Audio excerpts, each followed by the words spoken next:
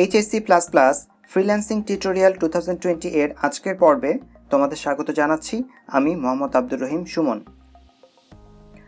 আজকের পর্বে Microsoft Excel ও Google স্প্রেডশিটের আরও কিছু কাজ এবং প্রতিনিয়ত ব্যবহার করা হয় এমন সব নিয়মসমূহ দেখব।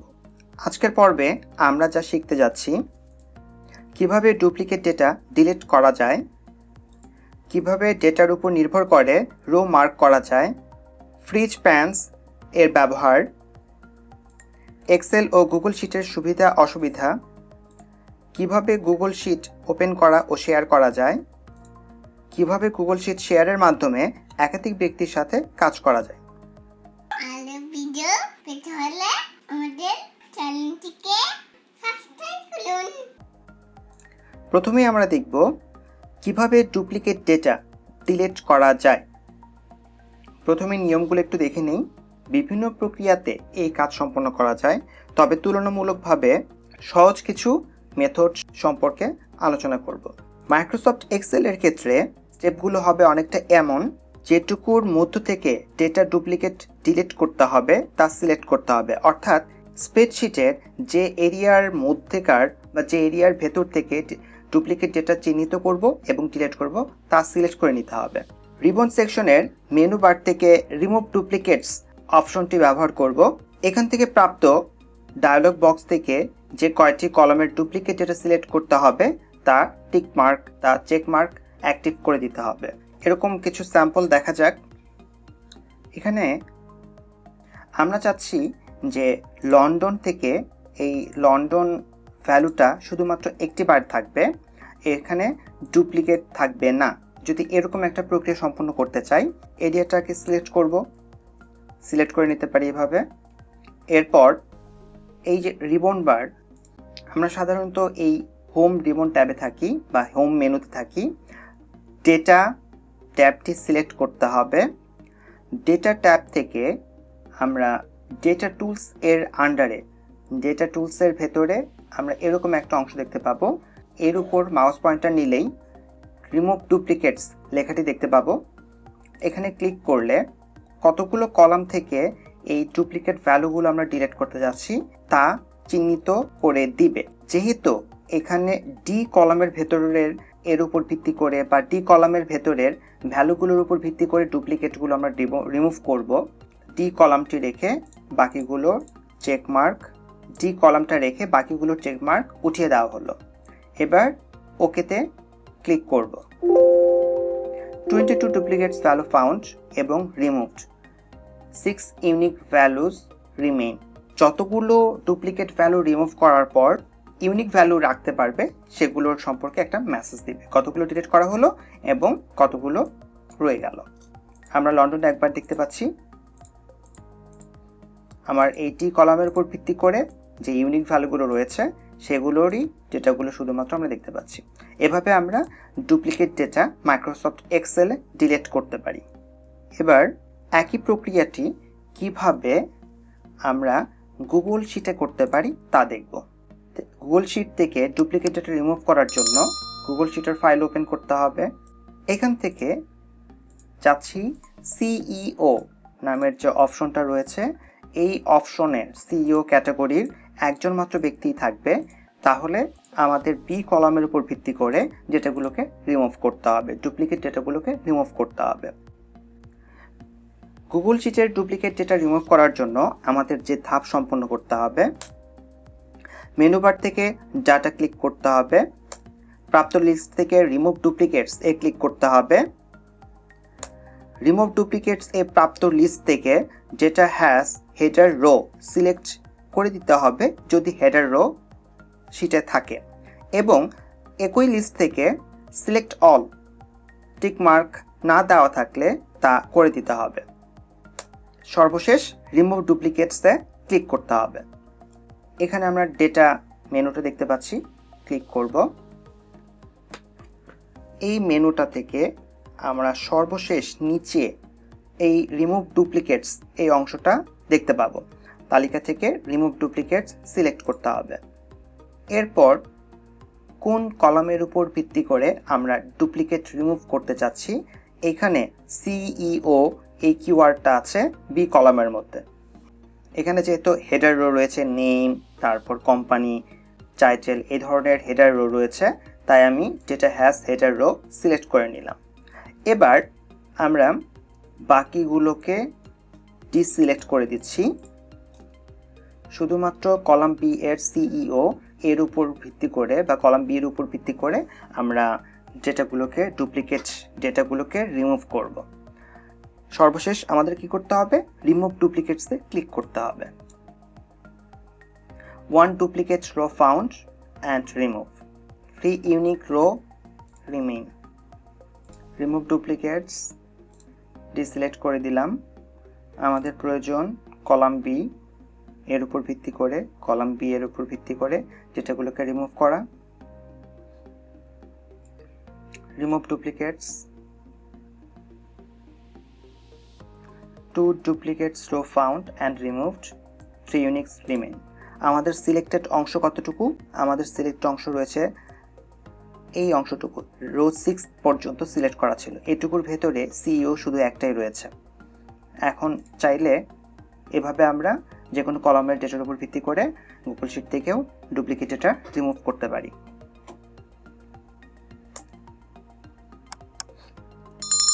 এবার কিভাবে ডেটার উপর নির্ভর করে রো মার্ক করা যায় তা দেখব। প্রথমে মাইক্রোসফট এক্সেল এর ক্ষেত্রে আমরা দেখব। এখানে আমরা একটা অ্যানিমেশন দেখতে পাচ্ছি। ব্যাপারটা অনেকটা এরকম ঘটবে যে আমরা যে কোনো রো থেকে একটি স্পেসিফিক ডেটা, যেমন বব, মার্ক, এরকম যে নামগুলো রয়েছে এখান থেকে নিতে পারি, আমরা কোয়ান্টিটি নিতে পারি। যে কোনো কলামের একটা ডেটার উপর ভিত্তি করে পুরো রোটাকে সিলেক্ট করে নিব যে ওই ডেটাটা বা ওই শব্দটা কতগুলো রোর মধ্যে রয়েছে, যদি এই ধরনের কোনো বিষয় আমাদের সামনে নিয়ে আসতে হয় বা মার্ক করতে হয়। অনেক ক্ষেত্রে আমাদের এই কাজটি করতে হয়। এই জন্য আমাদের যা করতে হবে, যেটুকু এলাকা থেকে সিলেক্ট করতে হবে তা মার্ক করে নিতে হবে। হোম মেনু থেকে কন্ডিশনাল ফরম্যাটিংয়ে গিয়ে নিউ রুল সিলেক্ট করতে হবে। নিউ রুল ফরম্যাটিং এর ডায়লগ বক্স থেকে সেলস দ্যাট কন্টেন্টস সিলেক্ট করলে এডিট দ্য রুল ডেসক্রিপশন থেকে 3টি অংশ পাবো। স্পেসিফিক টেক্সট, এখানে যে টেক্সটের ভ্যালুটা দেওয়া হবে সেটি আমরা তুলে নিব। এরপর পাবো কন্টেইনিং, যা আমরা বসাতে চাই ভ্যালু কিংবা টেক্সটের মধ্যে যেটা হোক না কেন। সর্বশেষ ডান পাশে যে বক্স থাকবে সেখানে ডেটা টাইপ বা কপি করতে হবে এবং সর্বশেষে ওকে বাটনে ক্লিক করলে আমরা মার্ক করতে পারবো। তবে এভাবে একটা নির্দিষ্ট, মনে রাখতে হবে এই অংশটুকুতে শুধুমাত্র একটি নির্দিষ্ট কলামের নির্দিষ্ট রোগুলো সিলেক্ট হবে। সম্পূর্ণ রো সিলেক্ট করার জন্য কন্ডিশনাল ফরম্যাটিং থেকে নিউ রুলসে যেতে হবে। সেখান থেকে নিউ রুল ফরম্যাটিং এর মধ্যে ডায়লগস বক্সে আমরা use a formula to determine which cells to format অংশটি সিলেক্ট করে ফর্মুলা বক্সে ফর্মুলা টাইপ করব। এই ফর্মুলার মধ্যে প্রথমে একটা ইকুয়াল সাইন পড়বে। ইকুয়াল সাইনের পর ডলার সাইন দিতে হবে। এখানে ডলার সাইনটা ইম্পর্টেন্ট। ডলার সাইনের পর সেল নেম, অর্থাৎ প্রতিটা সেলের যে নাম রয়েছে, যেখান থেকে শুরু করতে চাই সেই সেলের নামটা দিতে হবে। এরপর ইকুয়াল দিয়ে ডাবল কোটেশনের মধ্যে সেই ডাটাটা লিখতে হবে যে ডেটার উপর ভিত্তি করে আমরা পুরো সারিটাকে মার্ক করতে যাচ্ছি। এরপর ফরম্যাট বাটনে ক্লিক করে কালার সিলেক্ট করে দিতে হবে। তাহলেই আমরা আমাদের প্রাপ্ত ফলাফলটা পাবো। এবার দেখা যাক মাইক্রোসফট এক্সেলে কিভাবে ডেটার উপর নির্ভর করে রো মার্ক করা যায়। চাচ্ছি যতগুলো লন্ডন, এখানে যতগুলো লন্ডন শব্দ রয়েছে, যতগুলো সারিতে লন্ডন রয়েছে শব্দযুক্ত প্রত্যেকটা সারি সে কি করবে, এরকম করে মার্ক করে দিবে কোনো একটা স্পেসিফিক কালারে। তো আমাদের প্রথমে যেতে হবে হোম মেনু থেকে কন্ডিশনাল ফরম্যাটিং থেকে আমরা যদি শুধুমাত্র একটা কলামের উপর ভিত্তি করে মার্ক করতে চাই, সেই ক্ষেত্রে হাইলাইট সেল রুলস এখান থেকে আমরা করতে পারি। এখান থেকে টেক্সট দ্যাট কন্টেন্টস শুধু শব্দের উপর ভিত্তি করে করা হয়। পুরোটাকে মার্ক করে নিতে হবে। আমরা পুরো মার্ক করে নিলাম Ctrl+H চিপে। এরপর হোম মেনু থেকে conditional formatting, highlight sell rules, text that contents, আমরা এখানে কি কন্টেন্ট করছে সেটা উল্লেখ করব, লন্ডন। ওকেতে ক্লিক করলে যে কয়টা জায়গায় লন্ডন শব্দটি রয়েছে সেলগুলোকেই সে শুধুমাত্র মার্ক করবে। কিন্তু আমরা এটা চাচ্ছি না, আমরা চাচ্ছি লন্ডন যুক্ত এই পুরো সারিটাকেই সে মার্ক করে দিবে। এই জন্য আমাদের যা করতে হবে, সম্পূর্ণ রো সিলেক্ট করে নিলাম কন্ট্রোল এ দিয়ে পুরো শীট থেকে ডেটা মার্ক করার জন্য। কন্ডিশনাল ফরম্যাটিংয়ে যেতে হবে। কন্ডিশনাল ফরম্যাটিং থেকে আমরা নিউ রুল এটা অ্যাপ্লাই করব। এই লিস্ট থেকে use a formula to determine which cells to format এটা সিলেক্ট করতে হবে। মানে আমরা আমাদের কাস্টম একটা ফর্মুলা, আমাদের ইচ্ছা মতো একটা ফর্মুলা আমরা এখানে অ্যাপ্লাই করব। নিয়মটা কি? নিয়মটা হচ্ছে প্রথমে ইকুয়াল সাইন থাকবে, এরপর ডলার সাইন, ডলার সাইনের পর কি করতে হবে, কলামের নামটা দিতে হবে। আমরা এখানে কলামের নাম দেখতে পাচ্ছি ডি। এই ডির উপর ভিত্তি করে আমরা লন্ডনের শব্দ যে কয়টা জায়গায় রয়েছে, যে কয়টা সেলে রয়েছে, সেই সেলগুলোর পুরো সারিটাকে সে মার্ক করে দিবে। তাহলে আমরা এখানে ডি এবং D1 থেকে যাচ্ছি, আমরা ডেটাগুলো কোথায় রয়েছে, D1 থেকে। আমাদের ফার্স্ট ডেটা রয়েছে D1 এর মধ্যে, তাহলে আমাদের D1 এটা উল্লেখ করতে হবে। D1 উল্লেখ করার পর তারপর আমরা ইকুয়াল সিম্বলটা দিব। ইকুয়াল সিম্বলের পর ডাবল কোটেশনের শুরু, এরপর আমরা টাইপ করব LONDON ক্লোজ। এখন এখান থেকে ফরম্যাট রুলস, এক্স্যাক্টলি ফরম্যাটের ধরনটা কি হবে, কি রঙে মার্ক করবে বা কেমন করে মার্ক করবে, সেই জিনিসগুলো আমরা উল্লেখ করে দিব। এটার জন্য এই ফরম্যাটে ক্লিক করতে হবে। ফরম্যাটে ক্লিক করার পর আমি শুধুমাত্র রোটা কালার করতে যাচ্ছি, তাই এই যে ফিল অংশটার মধ্যে যাচ্ছি। ফিল অংশটা থেকে আমরা একটা কালার সিলেক্ট করে নেই, ধরে নিলাম ইয়েলো, এরপর ওকেতে ক্লিক করলাম, সর্বশেষে ওকে। এবার আমরা দেখতে পাচ্ছি যতগুলো এই ডি কলামের মধ্যে যতগুলো জায়গায় লন্ডন রয়েছে, প্রত্যেকটা সারিকে সে পুরোটা মার্ক করে দিয়েছে আমাদের জন্য। এভাবে আমাদের প্রয়োজন অনুসারে মার্ক করতে পারি। এখন কেন এই ধরনের মার্ক করা প্রয়োজন? মার্ক করা প্রয়োজন এর একটা লাইভ স্যাম্পল আমরা দেখব। এটা ক্লায়েন্টের পাঠানো একটা ডেটা। এখন এই ডেটাটা ফিল আপ করতে হয়েছে এই সেল নাম্বারের ঘরে ডি কলামটার মধ্যে নাম্বারগুলো বসানোর জন্য, এফ কলামটার মধ্যে নাম্বারগুলো বসানোর জন্য। এখন এই এফ কলামে কোনটা বসবে, ডি কলামে কোনটা বসবে, সেটা এই টি, এটা ও, এই অংশগুলোর উপর ভিত্তি করে। তাহলে কোন জায়গাগুলোতে টি আছে, কোন জায়গাগুলোতে ও আছে, এগুলো যাতে মিস না হয় সেই জন্য আমরা একই ধরনের রঙে মার্ক করে নিয়েছিলাম। এখন এই টির উপর ভিত্তি করে কিভাবে পুরো সারিটাকে মার্ক করতে হবে সেটা ইজিলি সবাই এখন আমরা করতে পারবো। এই একই ব্যাপারটা আমরা এবার দেখতে চাচ্ছি কিভাবে ডেটার উপর নির্ভর করে রো মার্ক করা যায় গুগল শিটে। আমরা এবার গুগল শিটে এই একই ব্যাপারটা কিভাবে ঘটবে সেটা আমরা দেখব। এটার জন্য আমাদের মনে রাখতে হবে যেটুকু এলাকা থেকে সিলেক্ট করতে হবে তা মার্ক করে নিতে হবে। মেনু থেকে ফরম্যাটে গিয়ে কন্ডিশনাল ফরম্যাটিংয়ে সিলেক্ট করব এবং ফরম্যাট রুল থেকে টেক্সট কন্টেন্টস সিলেক্ট করলে ডেটার মান বসাতে বক্স পাওয়া যাবে। এখানে যে ডেটা দিয়ে মূলত মান খুঁজতে হবে তা টাইপ করতে হবে। এরপর ফরম্যাটিং স্টাইল থেকে রং সিলেক্ট করে ডানে বাটনে ক্লিক করতে হবে। সম্পূর্ণ রো সিলেক্ট করার জন্য মনে রাখতে হবে ফরম্যাটে গিয়ে কন্ডিশনাল ফরম্যাটিং সিলেক্ট করে অ্যাপ্লাই টু রেঞ্জ এ শুরু এবং শেষ সিলেক্ট করে দিতে হবে।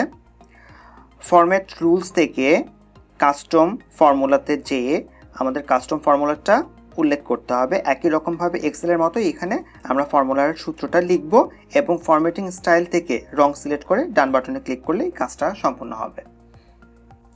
এবার আমরা একই শিটে রয়েছি। আমি এখানে একেবারে একটি সেল বা একটা কলাম সিলেক্ট না করে পুরো রোটা কিভাবে সিলেক্ট করতে হবে তাই দেখিয়ে দিচ্ছি। সম্পূর্ণ রো সিলেক্ট করার জন্য কি করতে হবে, ফরম্যাটে যেতে হবে।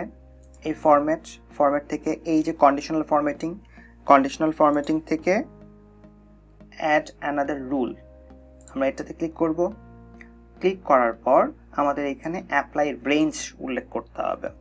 আমি চাচ্ছি ফার্স্ট সেল এবং কতটুকুর মধ্য থেকে সে এটাকে ফরম্যাট করবে, ধরে নিলাম এটা আমাদের লাস্ট সেল।